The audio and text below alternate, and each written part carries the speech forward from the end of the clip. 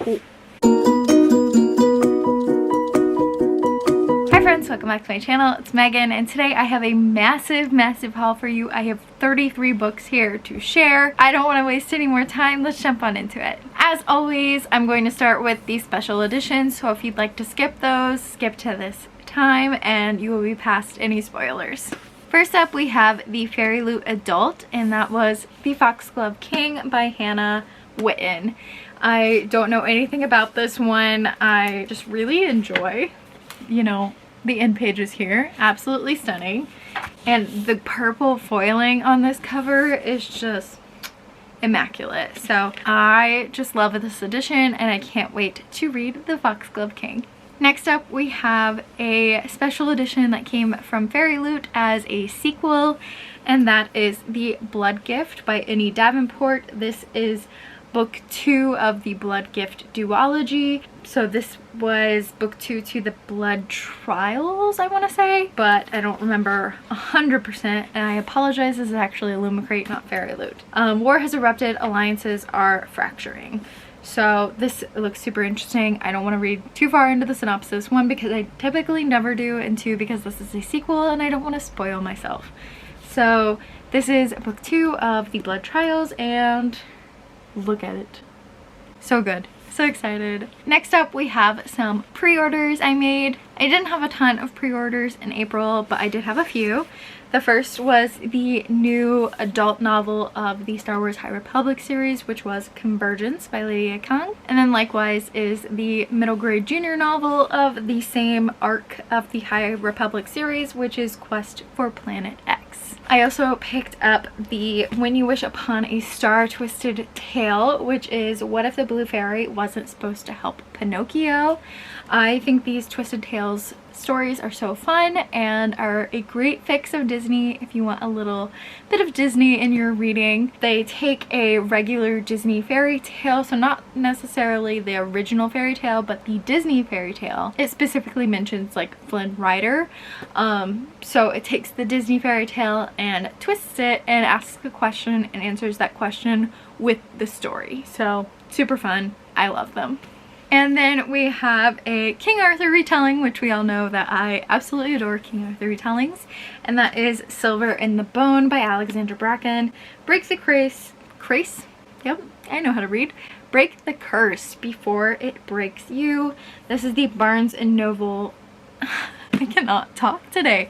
Barnes & Noble exclusive edition that contains bonus content. Pretty cool. And it has this fun little end pages here that looks like a waterwork thing going on. So I enjoy that. Then we have the books I purchased on I don't even know what you would call it. I just purchased from Target or Barnes & Noble or wherever I may have seen them. First we have a Shadow, Bright and Burning, and I almost took myself right out with that. I believe I got this at Ollie's, and this is by Jessica Cluess, and it's following a girl who thinks she's the chosen one but turns out not to be the chosen one. So sounds super interesting, and I'm gonna say I'm excited for it, so I'm gonna try to come up with something else. But it says, I am Henrietta Howell, the first female sorcerer in ages, the girl who can control flames, the one who will defeat the ancients, the prophesied one. Or am I? Dun dun dun! So that's basically what the story is. Next is one I've really been wanting for a while. I keep saying it and I keep meaning to grab it, and I finally picked it up. I went to my local bookstore and picked it up so I could support a small shop, and that was Legends and Lattes by Travis Baldree. This is a D&D inspired fantasy, and I've been playing a lot of D&D recently, so I'm very excited about this. I in fact have a D&D campaign on Saturday, and I just watched the D&D movie, and I did a D&D music video, so I'm in a very D&D mood recently, so fits the vibe. Next we have Queen of Myth and Monsters, which is the sequel to King of Battle and Blood, a vampire retelling romance by Scarlett St. Clair. And while we're on romance, I picked up Well Traveled by Jen DeLuca. This is the 4th book of the Well Met series, which I adore, so I'm excited to have Well Traveled. Then we have Light Lark, which is also one I've been seeing a lot of, and I actually did read the synopsis for this one, so I'm gonna read it to you guys as well because it is immediately what drew me in. It's giving like Hunger Games vibes, which I'm super excited about. Welcome to the Centennial. Every 100 years, the island of Light Lark appears for only 100 days to host a deadly game, where the rulers of 6 realms fight to break their curses and win unparalleled power. Each ruler has something to hide. Each curse is uniquely wicked. To break them and save themselves and their realms, one ruler will die.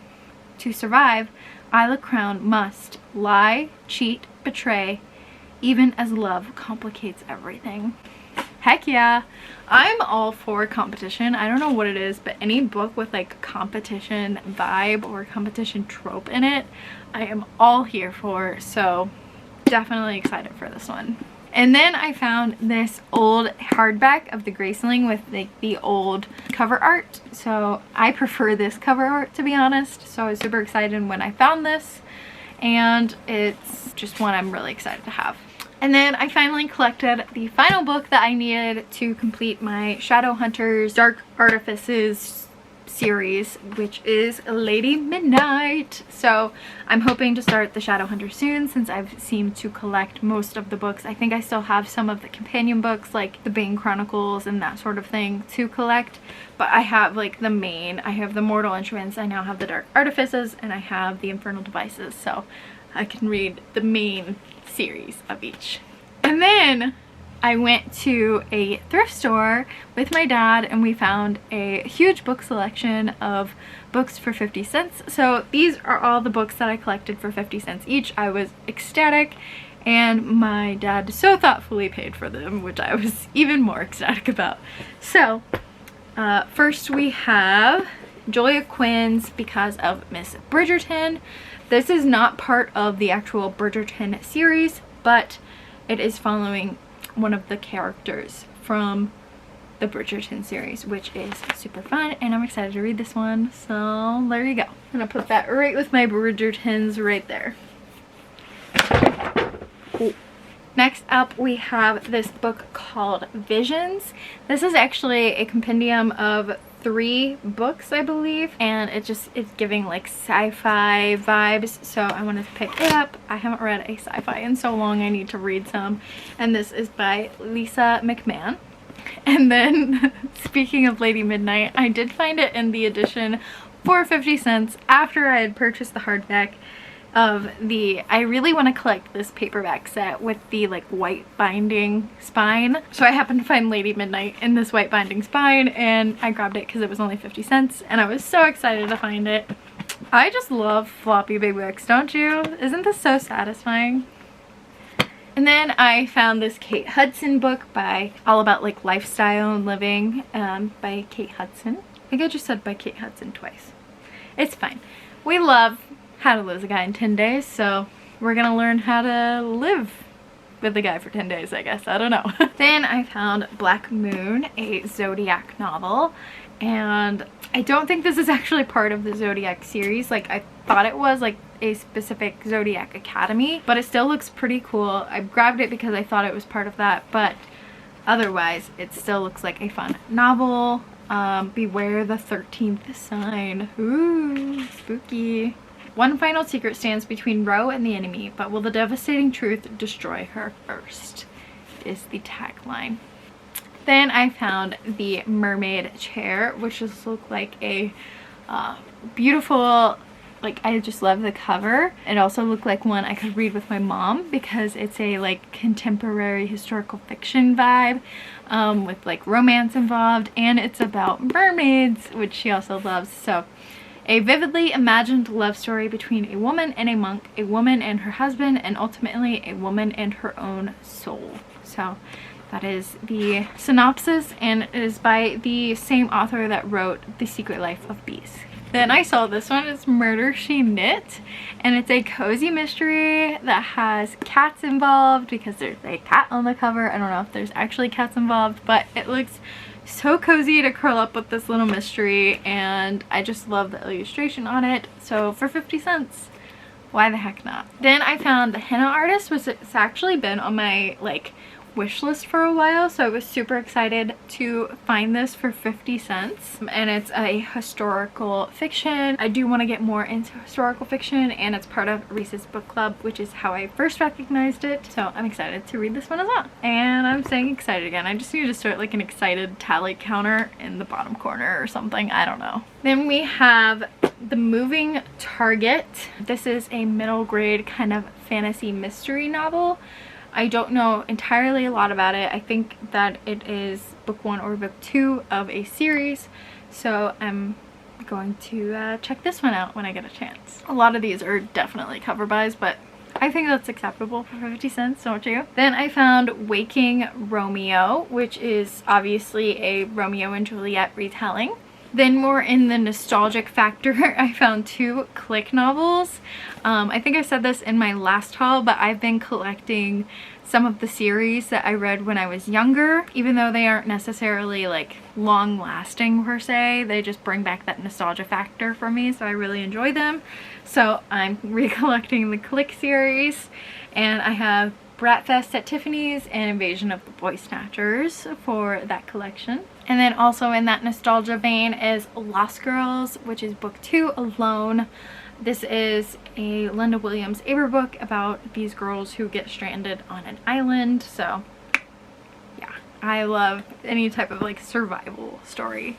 And then I got the Ezra's Gamble, which is a Star Wars Rebels little junior novel. So we'll just slide this in with our Star Wars books here. I thought it was falling. And finally, of the 50-cent books, I grabbed this one. I don't know what's wrong with me. I have like, this is gonna sound somewhat morbid, but I have a fascination with like tragedies, like the Titanic and 9/11 and like the Holocaust and that sort of thing. So I picked up I Survived the Attacks of September 11th, 2011. So I picked up I Survived the Attacks of September 11, 2001, which is, of course, the 9/11 Twin Towers tragedy.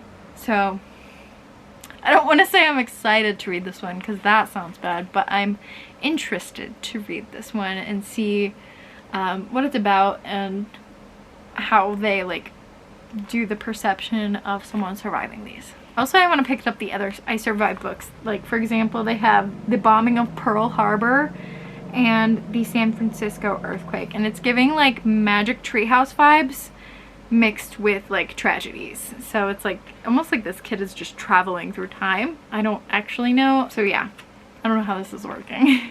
And finally are the books I received as gifts / for review, or won giveaways on Goodreads for. First we have Psyche and Arrows, which is a mythology retelling of Psyche and Eros. Who said true love is a myth? Love. So this is one of my most anticipated reads of this year, so I am ecstatic for this one. And it releases May 23rd. Then we have The Last Word by Katie Birchall. This releases in May as well. And this is the Hating Game meets Beach Read, both of which I love, so I had to pick this one up. It's an enemies to lovers rom-com about a young journalist who puts her career and her heart on the line when a former work nemesis is hired in her newsroom. And then we have Inkblood Sister Scribe, which is releasing on June 23rd.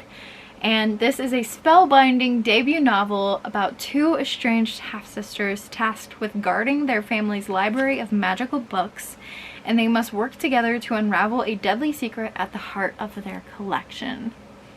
Spooky, historical fiction, magic, family, yes, love it all. This one I was so ecstatic to receive. It is the sequel to The Liar's Crown, which if you watched my favorite books of 2022, you will see that The Liar's Crown was up there. So we have The Stolen Throne, you guys.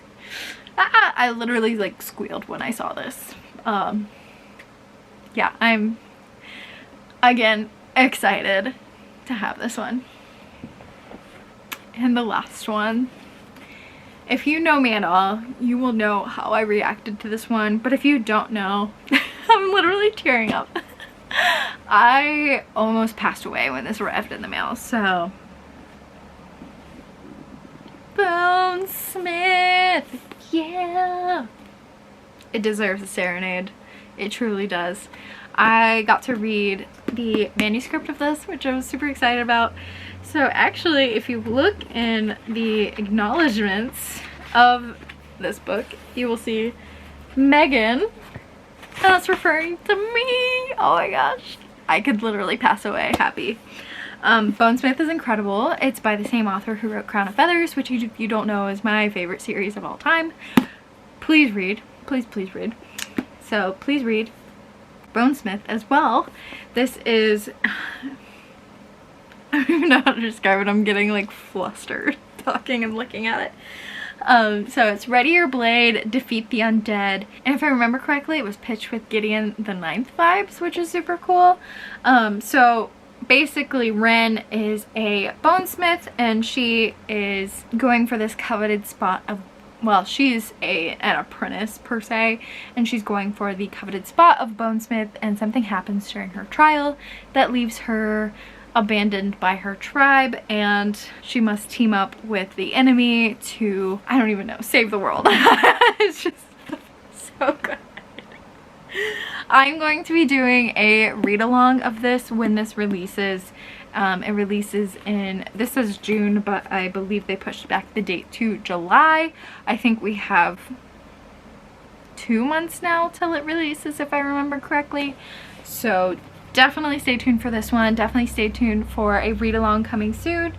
And I'm so excited for this to release, you guys. Please pre-order it now. Please just plan to pick this one up when it releases because it is incredible, absolutely stunning. So those are all the books that I received and or bought in April. Let me know what you guys hauled in April down below, and I'll check you in my next one.